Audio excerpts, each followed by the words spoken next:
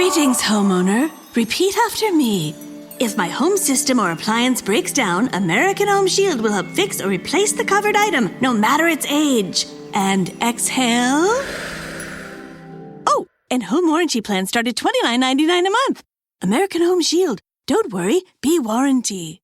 Visit ahs.com/listen for 20% off any plan. See ahs.com/contracts for coverage details, including limit amounts, fees, limitations, and exclusions. You're listening to the Hot Topics podcast with Psycho 4081, the lovely Lady Lamb Chop, and the fabulous Felonious Feather. Let's get into it. Welcome, everyone, to another episode of the Hot Topics podcast. This is your host, Psycho 4081, and I'm going solo today. Lamb Chop cannot be here, or she might be joining us a little bit later, and Felonious Feather has disappeared as usual. I think Ice got her, but we don't know. We'll find out later. So today we have a special guest, and I'm gonna let him introduce himself. And as you know, this is the Baltimore County, Maryland. The council race is heating up, and we have a new 3rd district for Baltimore County. So we're going to talk to one of the candidates today, and it's going to give us an overview of what he plans to do if he is elected as District 3 council. So how you doing, sir? I'm doing great. Thanks so much for having me. I'm so glad to be with you today. I appreciate the opportunity. Always, always. So tell us a little bit about yourself. Sure. So my name is Mark Brewster. I'm a native Baltimorean. I still live right down the street in Owings Mills from the same house I grew up in as a kid. Graduated from Baltimore County Public Schools, Newtown Elementary, Sudbrook Magnet Middle, Carver Center. I went on to get an undergraduate degree in business, then a master's in public administration, and I'm currently a doctoral student at UMBC. But I also believe very deeply in public service. So growing up, my parents taught me 2 very important values, the value of faith and the value of service. And those values have led me to where I am today. So I started off my career in public service working for former Congressman Dutch Ruppersberger in his DC office doing constituent services and helping make sure our front office was running smoothly. I then came to work for the Baltimore County Health Department where I am today. And I lead large-scale projects. For example, a few years ago, there was a program where under my leadership, over 3,500 free Chromebook laptops to families that receive benefits like SNAP, WIC, and Medicaid.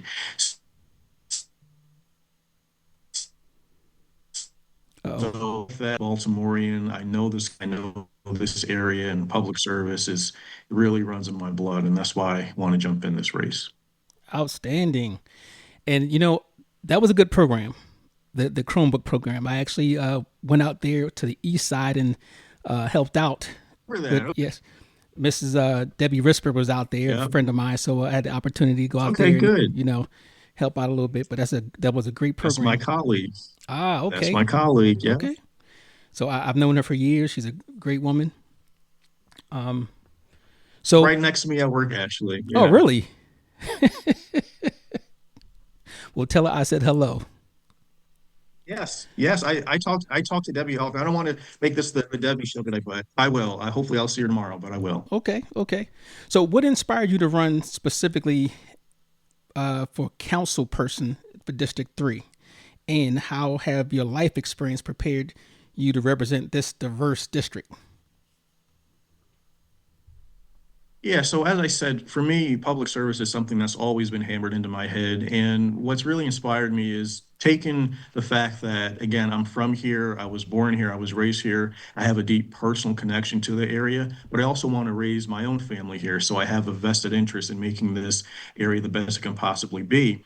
But taking it a step further, I also see and feel many of the challenges that our neighbors and our residents face. So whether we're talking about a lack of affordable housing, a lack of public transit, the need for economic mobility along Liberty Road. Many of these challenges really resonate with me because I'm a renter. And I one day dream of home ownership and I one day dream of having a family. But for too many people all across our district, that is something that is simply unattainable because of how unaffordable it is to do so in Baltimore County. So, what's really inspired me is my roots here in the district and seeing the challenges that we face and relating to them. And what's prepared me, I think, is my experience in government. As I mentioned, I have experience doing constituent services at the federal level, and I have experience running programs here at the local level. And local government is very different from working in local government. So when we talk about the people behind the scenes who are making government work, that's what my job is. And in 2026, we're going to have between 5 to 7 new council members and a brand new county executive. And from my perspective, it's more important now than ever that we have leadership at the local level that is experienced and knows how to get things done at the county level, as I've proven throughout my career thus far. Oh, okay, outstanding. So you have that hometown connection. You've lived your whole life here. Obviously you've invested in the community as far as on every level. Okay, it's pretty good. So Right. I know you mentioned affordable housing. So what do you see as the most urgent issue facing District Yes. 3, and what's your first step to address it? Well, overall, I have to say affordability, and that's ranging from affordable housing to transportation to the cost of living. I mean, the past 3 or 4 years, we have had population loss here in Baltimore County, and I think it's largely because people just can't afford to live here. I mean, I have friends I grew up with. We used to talk all the time about how we're going to stay here, raise our kids together, but they've moved to different states where they can actually do that because they just can't do it here. We see working families and young people leave because of that. So what I'd like to do is launch and create a comprehensive plan and program around housing and infrastructure that works to stabilize rent, expand affordable home ownership that involves mixed use development, and really get programs and initiatives up and running that make life more affordable here. I think many people have this idea that affordability has to be a state or federal issue, but there are things we can do at the local level. We just have to be creative and really have someone in who wants to make these things happen. Okay, very good. Now I apologize to the listeners that some things might come in and out because my internet's pretty weak and we're actually joining through Zoom. So just give you a little update on that. Okay, so I'm a former law enforcement officer, right? And I've interacted with a lot of people in regards to crime prevention, that nature. Mm-hmm. So many residents have raised concerns about crime in communities like Randallstown, Woodlawn, and some of the other ones that was in Precinct 2 and I guess you would be Precinct 3 or 4. What is your strategy for improving public safety in a way that's both effective and equitable?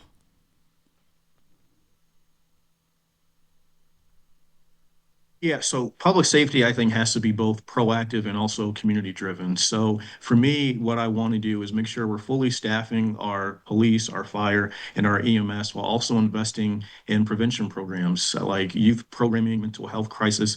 I mean, I work for the Department of Health and Human Services, so I know how important it is to fund these programs that give people who are having a mental health crisis an opportunity to have their issue addressed without necessarily the need of a law enforcement officer.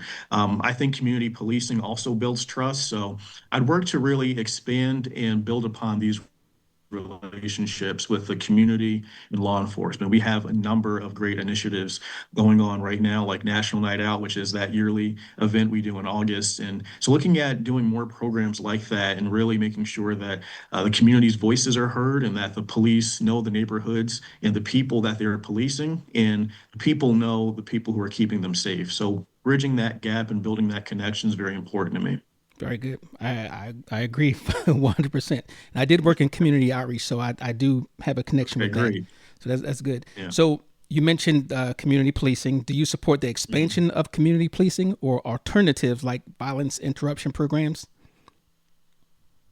Yeah, so I do believe in and support community policing. I think that, as I just mentioned, community policing really does build relationships between officers and the neighborhoods that they serve, which is so important. And I think that both strategies, violence interruption programs and community policing, have been proven to reduce violence. I'm more on the side of community engagement, community involvement. So Mm. it's for me really, because again, a lot of my job, a lot of the work that I've done and I do, it's with the community, it's with constituent services. So that's where my real focus area is, and that's where I know I'd be able to be effective. So making sure we're expanding these programs that really connect people with the law enforcement officers that protect them is very important. And that's what I certainly advocate for expanding. Okay. Okay, very good. So I'm gonna shift into education and youth development. Mhm. Recently, I'm always all over the place. I'm driving by and I'm seeing the trees being knocked down for new development and things like that. So, in regards to education and youth development, the schools in District Three, they're not just District Three, the county, face overcrowding, aging infrastructure. And I know they're building, new schools, and there's disparities in resources. How would you advocate for better investment in the local schools, particularly in District 3? Yeah, so it's really interesting that the role of a council person, while we don't oversee the day-to-day operations of the school system, of course, that's up to the school board and the superintendent, we do oversee the funding for it. So one thing I would really like to do is work with our state legislative partners in the House of Delegates and the state Senate to bring back those capital dollars for things like improving our infrastructure, for things like making sure we're getting the necessary upgrades we need in our schools. And overcrowding is a real big issue. And I think one of the new schools you might be referring to is the new Deer Park Elementary School that's being built. So I'm very glad to see that new school is propping up and it's going to be coming soon. But I think we do need to take it a step further. One thing I'd also really like to do with education is get a Northwest CTE or Career Technology Education Center built. Mm. Now, it's been in the budget for BCPS from as far back as 2023 or 2024, as I recall, but I haven't really seen or heard much movement on it since. So getting that school built will be a priority of mine as well, because not only are we addressing our overcrowding issue, but now we're also giving students an opportunity to really learn and grow and develop in a career that they want to go into. So it really kills two birds with one stone. But the main way to advocate, in my perspective, when it comes to government is through partnership. It's through going to the people in Annapolis and the people in local level and explaining what you need and try to come up with a plan to get those results. Okay. Okay. So, would you support funding after school programs or youth mentorship initiatives to reduce crime and increase opportunity? Absolutely, absolutely. And I think that is so critical because normally with young people, I mean, most of the crime we hear about, it's either juveniles or they're very young adults. And sometimes they might be doing these things because they don't have really anything else to do. But if we give them something to do, we give them a program after school, we give them an opportunity to engage in these activities, we'll see crime drop. I mean, I think we've seen that already happen right in Baltimore City with Mayor Scott and those youth programs he did in the city. I mean, he implemented those, and we've seen crime start to drop in the city as a result of that because these juveniles now have something to do. It's not at completely zero, but progress is being made. And something like these after school programs and mentorship initiatives, they do give young people an opportunity to do something productive and something other than commit a crime. And that's something I would certainly support and advocate for. Okay. Okay. And I also had some experience with PAL, which I thought was a great program. And I guess now is under the Rec and Parks programs. Mhm. Okay. Yes. Okay. So another thing with this particular community, which I love about that district, is the new builds they have. You look at the what's called Mill Station and some of the other new builds. So how do you plan to manage new development in your district while preventing displacement of longtime residents? Sure. Well, I do believe in smart growth, and smart growth has to have protections for those who are already there. So, one thing I really advocate for is inclusionary zoning. And I talked earlier about rent stabilization measures and also targeted property tax relief for seniors and long-term homeowners. But development, I think, should prioritize mixed income housing and also local hiring because the reality is we have people here, like I mentioned earlier, my friends who want to stay, but they can't because they're getting priced out. So if we focus our development on doing it in a way that is smart, that is community centered, I think we'll be in a much better spot. And one thing I'll just add too, so I talked a lot about how big community is to me, how big constituent services are to me. one thing that I think is very important for a council member in particular is to listen to what the community wants. When you are at the local level, it's ironic. The local level is the level that people tend to pay attention to the least, but it impacts them the most. I mean, we look at what's happening in DC, but the local level is the level where you get a lot of the things that happen in your day to day. So I think it's very important for a council person to be engaged with the community and getting their input when they make decisions as it relates to development or zoning or what have you. So that's something I would do to help ensure that my community's needs are being met while also getting the results we need as it relates to development. Okay. Now, getting into development, and I know you are a big proponent of affordable housing, right? Yes, sir. So how would you ensure that they are fairly distributed and well integrated, taking into account of eliminating the poverty pockets that exist in Baltimore County? Yeah, so I do support affordable housing, and we do need to do it responsibly. And I think that means ensuring that projects are well designed, they're supported by strong infrastructure, and distributed equitably along or across our community and our district. And one thing that I think would really help us in addressing that, because I'm really big on dashboards and public facing information, we in Baltimore County don't really have too many dashboards, at least not that I can find. So I think having dashboards that show, where or what the average rent prices are or where opportunity exists or things like that, I think having that will also help us determine where and how we can go about creating some of these housing projects because I think oftentimes our elected officials get in this position where they have an idea, they want to do it, but there might not be the data to back it up. And the community might not even have that data either. So giving the community that data and showing, as you mentioned, those sort of poverty pockets, showing where the need is and demonstrating that we can do something here is very important. So again, I think it all has to be balanced. It has to be done responsibly. It has to be done with community input. Okay. Okay. Now, in regards to the new development and those type of things, what's your vision for reducing traffic congestion and improving road safety in the area, considering that many of your constituents have expressed unfavorable views of the traffic hazards, speeding, blowing through red lights, stop signs, the whole nine. So what is your vision on that? Reducing Yeah, that? yeah, absolutely. So we definitely do need some more traffic calming measures, whether those are speed cameras, speed bumps. I think looking at, again, going back to the dashboard piece, I think creating a system where we can see where some of these accidents or where some of these reckless driving instances might be taking place and going to these locations and putting these traffic calming measures in will be helpful. But to the point you made about transportation, expanding that, I'm a really big proponent of public transportation, and I'm a really big proponent of getting a Northwest circulator system. So if you're familiar with the Towson Loop, I think that's great. I remember when it first opened, I was working in the county executive's office back in 2021 when it was first coming to fruition. And I remember going to the ribbon cutting, and we had a whole big event for it. Having something like that over here in Northwest Baltimore County would be great too, to connect Randallstown, Owings Mills, Reisterstown, so folks can get around without necessarily needing a car. Because the reality is many people too might not even have a vehicle, so they have to rely on public transit, but we need to give them an opportunity to lean into that and take advantage of it. And I certainly advocate for bringing that system here along with those traffic calming measures we talked about. And also, you think that would actually improve job opportunities?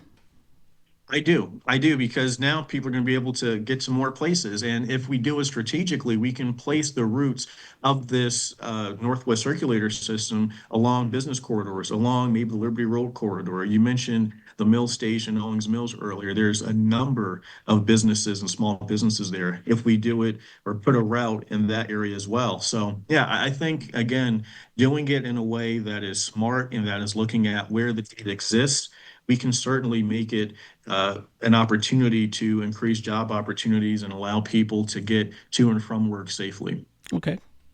Now, speaking of job opportunities, parts of District 3, And I'm not too familiar with the district, how it's going to be, but I'm assuming that's Randallstown, Owings Mills, Reisterstown. Yes. Okay. Yes, sir. How would you support local businesses and attract sustainable development? I know you touched on the sustainable development before, but how would you attract and support more local businesses? Yeah, so local businesses really are, I think, the backbone of our local economy, and they contribute a lot. And if we look at Liberty Road, which is a really big part of the district that I hope to represent, it's no secret Liberty Road needs some attention. Liberty Road needs some investment, and Liberty Road needs some revitalization. So for me, it's partnering with the community groups that are working with and along Liberty Road to revitalize it, and also creating programs for new business owners. So one thing in particular I'd really like to explore in terms of small businesses is creating a new grant fund for young entrepreneurs. And these are young people, let's say age 20 or 21 to their mid 30s, because you know that if you want to start a business, you need some capital. Most of these young folks, they don't have the capital to do that. So the way I envision this going is we have this program, this grant program, run by the Department of Economic Workforce Development. Of course, applicants will submit a business plan, et cetera, and the department will monitor their progress. They'll give them the funds, and we can work out the details of it. But creating programs like that just expand opportunity, looking at what that would be able to do for a new entrepreneur who wants to start a business but doesn't have the capital to do so. And attracting businesses here is also a big priority of mine, too. I think we are in a prime opportunity, a prime spot to really invest in industries like technology, like biotech. I mean, AI is taking over. So if we don't learn how to leverage these things, we're going to be left behind. So trying to get these businesses to come here to show them what Baltimore County is about, to tell them our story and to demonstrate if you invest here, you invest in our people, you invest in our community, you'll be having an opportunity to make an impact here, not only for our community, but for yourself as well. And just to tie that back really quickly to the Northwest CTE Center, right? Suppose at that center we have engineering as one of the CTE programs there, and we get this big biotech engineering firm that comes here. Well, after the students graduate high school, they get the core skills they need to go right to that engineering company. And even while they're in school, they can do internships, they can do workforce development things, they can partner with these businesses. So I'm sorry, I get very passionate about this because it's all really connected. So we have an opportunity to really connect our students to good paying jobs. So we're telling businesses, if you come here, we already have people for you, young students who you can mold and develop after they graduate. So it really is a comprehensive approach. But again, I think everything does need to be done smartly and with community input. Okay. Now, this is something that's passionate, that's a passion for me, environmental justice. Yes. Okay. District 3 and the former District 4 has dealt with flooding and stormwater runoff in certain neighborhoods. How would you ensure the county invest in environmental resilience in these communities? Yeah, so environmental resilience is very important, especially as we continue to see the impacts of climate change affect us everywhere, and particularly as it relates to flooding. So I think that flooding really does require long-term planning and investment. So I really push for stormwater infrastructure upgrades and plans that prioritize the hardest hit neighborhoods. And again, this is where I think data really can be handy to show us where those neighborhoods are. In addition to that, I believe in upgrading outdated drainage systems and expanding green infrastructure like rain gardens and things of that nature. So, and although at the federal level, things obviously are a little topsy-turvy right now, exploring whatever federal grants or whatever federal programs we'd be able to tap into, I think would also be worth looking at least to see what we can do to help protect our environment, protect our communities, and ensure that we are doing all we can to keep Northwest Baltimore County not only safe, but green and livable for all of our residents. Okay. Now, just a follow-up question to that one, since you mentioned the federal government. Yes. This particular administration is known to be, let's say, anti-science, anti-environment. How big of a challenge do you think it would be for someone on a local level, even working with the state, to bring some funds or even keeping those programs available to help you out on that end? I think it'd be a tremendous challenge. I will be very honest with you. And I'll even tell you, we've seen many of those challenges, just to deviate for a second, where I work at the health department. I mean, many of these federal grants and federal programs that the federal health department was running were cut. And I had a number of colleagues who had their last day be June 30th or back over the summer. So we are already feeling the effects here at the local level. But I do think it really does all boil down to partnership, and it boils down to working together with our state and our federal partners to see where does the opportunity exist. So as much as I'd love the federal resources, I'm not too naive to think that we can just get them by asking for them, but certainly by looking for and exploring them. And even if they're not coming from the federal level, again, working with our state elected officials, our state legislators, looking at what state programs or opportunities exist, I think that's also an option, something I'd be willing to explore, most definitely. Okay. Now you mentioned green space. How do you balance the growth with green space preservation and environmental sustainability? Yeah, so one thing that I'd really like to advocate for are stronger environmental review standards in studies whenever we do something like new development. It really does hurt my heart to see when, a new plot of trees is knocked down, a new green space is taken over by X, Y, or Z. So for me, what it really boils down to is looking at, again, I'll go back to what I've been saying repeatedly, what the community wants. And if the community is saying that they want this here, they want that there, we'll work on it. But if we get an environmental review that says, well, if we do that, that might impact some of our climate resilience, some of our environmental resilience, then we might have to reconsider it. So for me, it's really just a balance of figuring out, excuse me, where we can continue to put things and where we can continue to develop, and also not touch some of the green spaces that we have, because we do need them. They are important for not only just aesthetic reasons, like beautification reasons, but they're also great for us as human beings. I mean, we need these spaces, and these green spaces, I think, are part of the reason why some people might even want to move here, because they're beautiful and they have nice parks to go to. So preserving that while also doing new things, it is a balance act, but I think we can accomplish it. Okay. One of the things that I was worried about, I had a colleague of mine who was from California, and he said, this was years ago, he said, hey, I can see Baltimore County looking like Los Angeles County soon in the future. And we do see a lot of development in some places. When I first came here, that were wooded or green has now been built up. So I think that was a big concern, not just for me, but for other people. So thank you for that response. Sure. And you mentioned constituent services, which is very big. Now, I was also a community association president for some odd years, probably 12 years, 14, whatever it was.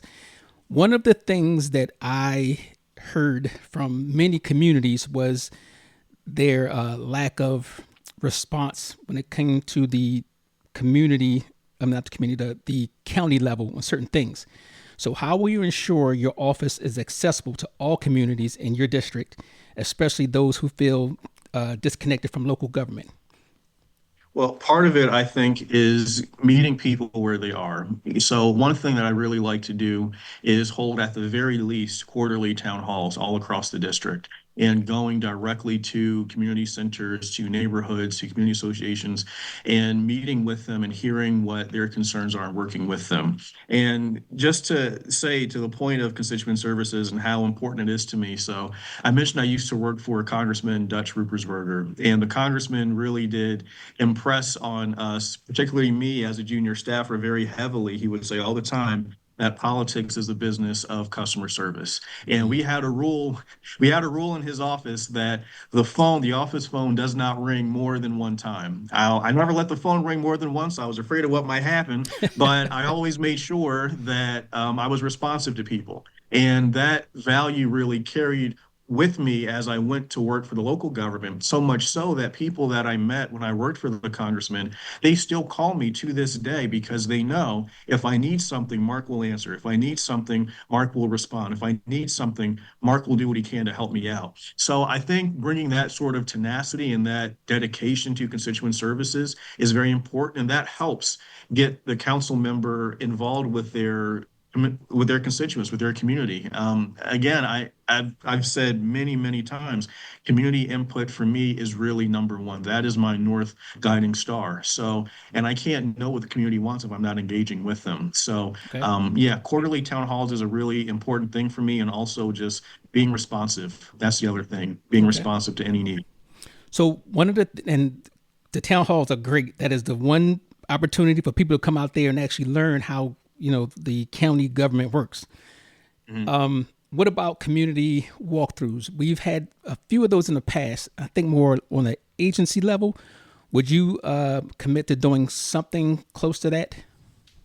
Absolutely. Absolutely. I mean, I think, as I've said before, too, I mean, the local level, this is really the level of government that's closest to the people. As the congressman used to say, it's where rubber literally meets the road. And you don't really know what's going on in your community, or you don't really know what's happening unless you get out front to see it yourself. Now, I get it when you're in Congress, the House, and the Senate, you have millions of constituents. It's a little different. But at the local level, you've got tens of thousands. You can make that extra effort to take a community walk. You can make that extra effort to visit with the community groups and hear what issues they're seeing and to address the challenges that they're facing. So, yes, I would absolutely commit to doing community walkthroughs, quarterly town halls, and even newsletters as well, just so that we are informing our constituents on what we're doing as it relates to constituent services, council bills, projects, programs, initiatives, really just educating the community. Okay, excellent, excellent. And what I found is a lot of people won't go to those community meetings, and they just stay disconnected from government. But the walkthroughs, newsletters, whatever, that's that opportunity to see, hear people, and coming to them where they won't come to you. I like that. Now I'm gonna ask you a very controversial question. Oh boy. Now you've heard the recent controversy over the inspector general position in Baltimore County. Mhm. Okay, Yes. so what is your position on the inspector general position and that hiring process? Do you support giving and this is a two-part question, and do you support giving the inspector general more autonomous power?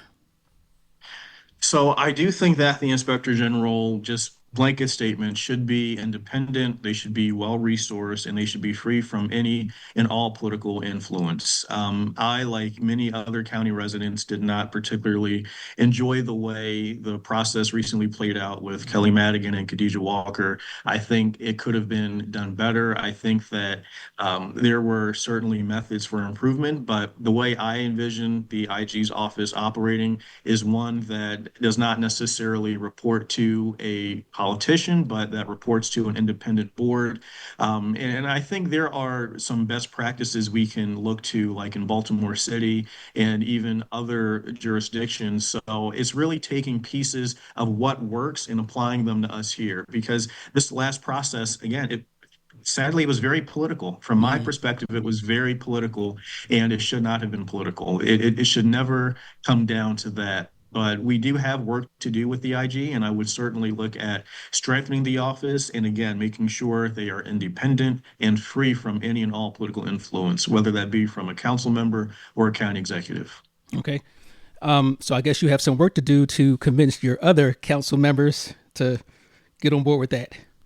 Yes, and like I said, I think in 2026 we'll have a great opportunity because we'll have, again, between 5 to 7 new council members. So Okay. we'll have an almost brand new county council. And my hope is that the people coming onto the county council, I'm hoping that I'm one of them, but my hope is that my future colleagues share that same vision and perspective, that we need an independent IG, free of political pressure, free of political influence, and we can work together to make sure we actually get that up and running.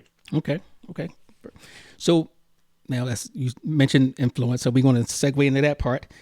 What's your stance on transparency in the zoning decisions, developer contributions, which is the big one, and political accountability?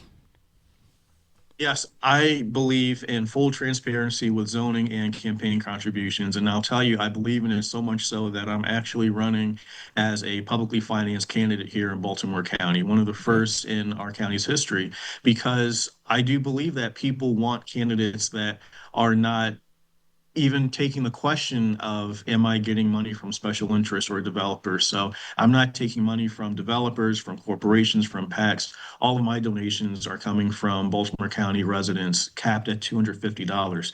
So yes, I do believe that if there's nothing to hide, transparency should not be an issue. I'm happy to put myself out there with it, and I would hope that others would as well. But the reality is, I believe residents deserve to know who's influencing land use decisions. And I advocate for stronger uh, initiatives and stronger transparency around that because, again, it's important that the people know who are propping up the people that wish to represent them. Right. So.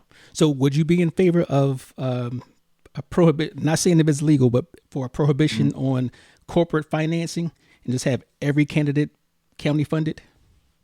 Well, I think it's a great idea. What I will say, though, is although I am a publicly financed candidate and I'm doing it because I do believe very strongly in the message that it sends, I will say at the same time that I don't know if I necessarily believe that just because someone gives you a large check, a corporate check, that means that you're quote unquote bought. So I think you have to look at what the person does when they're in office. And if you can draw a connection to that contribution from there, then absolutely that's a problem. But I don't Okay. think maybe this is me being too optimistic, but I don't believe that every single candidate that does take that corporate money is, again, quote unquote, bought or beholden to special interest. So I don't believe I would support that. But I am a strong supporter of public financing and of people taking small dollar donations. Okay. Okay. Fair enough. So I got two last questions for you. What do you hope District 3 looks like 4 years from now if you are elected? Wow. So I hope that we will have gotten a lot of work done from getting our Northwest circulator system up and running, from getting our Northwest CTE school up and running, from attracting new businesses in, again, these emerging industries like biotech, like medical, like AI. I would hope that we have completely revitalized Liberty Road. We've cleaned it up.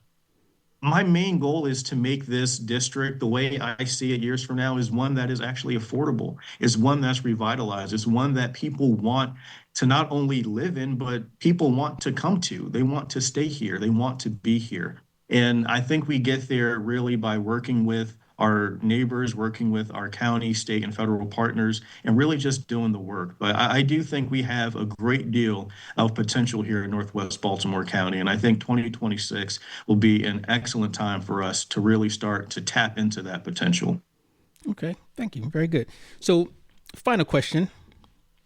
Why should, this is a big one. You ready for it? Okay. Yes. Why should voters trust you to represent their interests over the other candidates in this race? And I only know of two candidates so far. But why should they trust you over the other candidates? I think just very simply because I've already spent my career serving this community. I haven't been talking about change, I've been doing it. I have never left Baltimore County, other than I went to college for 4 years, but I've never left this area. I've dedicated my career to this area. I've worked in both the federal and county government. I've led community initiatives. I have deep personal roots here in this neighborhood. Again, I want to start my own family here. I want to raise my own family here. So it's really personal to me. When I drive by Newtown Elementary School, I remember going to school there. I drive by Northwest Regional Park. I remember I used to play Liberty Road baseball there. And these are things that I want my children to be able to do. So when I think about what we have in front of us in 2026, we have an opportunity to create a government where we have people in office who are deeply invested in the betterment of our community, and they have a track record of showing it. And I think that through, again, partnership with community members and partnership with our local, state, and federal officials, we can do great things. And I have the skill set, perspective, and I think the temperament to get all of these things done that we need to get done. Okay. Very good. Outstanding. Outstanding. Now, I know that was my last question, but just thought about something. Would you ever agree to, and like I said, I don't only know of you two, you and the other candidate, would you ever agree to a debate? Absolutely. I think debate, in fact, I hope we have a lot of debates throughout the campaign process. As I mentioned earlier, how I think is very important for residents to know who is donating to their candidates. I think it's also important for residents to hear directly from their candidates side by side to do a compare and contrast. So yes, I would love to debate. I'm happy to talk about the issues in a civil, productive way. And if we can ever make that happen, as I hope we will, I am 1,000% on board for that. Okay. All right. So I want to thank you for taking out I know you have a busy schedule. So I want to thank you for coming out and with relatively short notice, I want to add. Yeah. And I'm pretty sure the people who listen, and I'll make sure that this gets out to as many people as I can get to, they'll appreciate getting to know the candidates that they're going to have to vote for come, is it June? June. Okay. June of 2026. 23rd. Yes. Okay. Yes. For the primary. Okay. Thank you. And this is Mr. Mark Brewster. Did I get it right? Yes, you got it right. Okay. I was scared to. And if I Okay. I'm sorry. Oh, I was gonna say, if I could add too, just if folks want to learn more or know anything else about me, read more about my platform, my bio, or get involved, they can go to markbrewster.org. That's where you'll be able to learn more about me. And I'm also proud to say, just as another brief aside, I'm very proud to be supported in this race by Speaker Pro Tem Delegate Dana Stein. And I think that's because he knows that I will be a strong partner with him on the council as he does his work in the State House, because we will share constituents. And I'm very grateful for the support we've received so far, and I look forward to connecting with more people. Okay, thank you. And that's Mark, MarkBrewster.org. You got it. Outstanding. MarkBrewster.org. And thank you for coming. Of course. Thank you, sir. I appreciate the time. Alrighty. Thank you, family, for listening to the latest episode of Hot Topics. As usual, listen, like, share, subscribe. Ta!